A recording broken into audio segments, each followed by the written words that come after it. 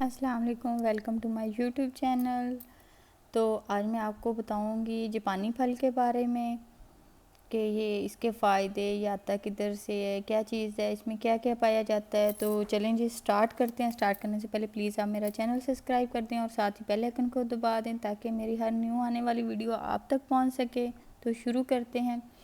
سب سے پہلے جی اس پھل کی زیادہ پیداوار چائنا میں ہوتی ہے، جبکہ اسے چائنیز یا جاپانی پھل کے نام سے بھی جانا جاتا ہے۔ پاکستان میں اسے املوک کے نام سے جانا جاتا ہے۔ اس میں منرل جیسے فاسفورس اور کیلشیم جبکہ وٹامن اے اور سی شامل ہوتے ہیں۔ درمیانے سائز کے 128 گرام جاپانی پھل میں 31 گرام کاربوہائیڈریٹ موجود ہوتے ہیں، جبکہ اس میں فیٹس نہ ہونے کے برابر ہوتے ہیں، جس کی وجہ سے یہ پھل وزن کم کرنے کے خواہش مند افراد کے لیے مفید ہے۔ اس پھل کے چھلکے میں قدرتی طور پر بڑھتی ہوئی عمر کے اثرات سے بچانے کی صلاحیت ہوتی ہے، کیونکہ اس کے چھلکے میں موجود فائٹو کیمیکل جلد پر ہونے والی بڑھتی عمر کے اثرات سے بچاتا ہے۔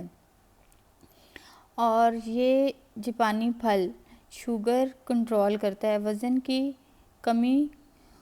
کی کمی کا سبب بنتا ہے، قبض کو دور کرتا ہے، کمر درد، گلے کی سوزش اور خراش، سخت جسمانی مشقت سے پٹھوں کی اکڑن اور درد کی صورت میں جاپانی پھل کھانا بہت مفید ہے۔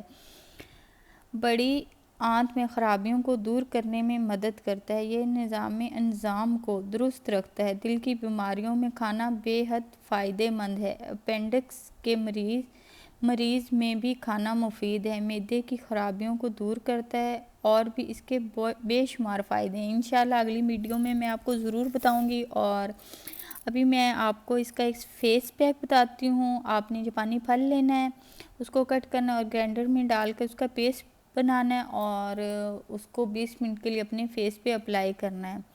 تو اس کے بعد آپ نے فیس نارمل پانی سے دھو لینا ہے، تو انشاءاللہ بہت فرق پڑے گا۔ آپ لوگ ضرور ٹرائی کریے گا، اور بچوں اور بڑوں کو بہت پسند ہے اور صحت کے لیے بھی بہت اچھا ہے۔ اسی کے ساتھ ہی اللہ حافظ۔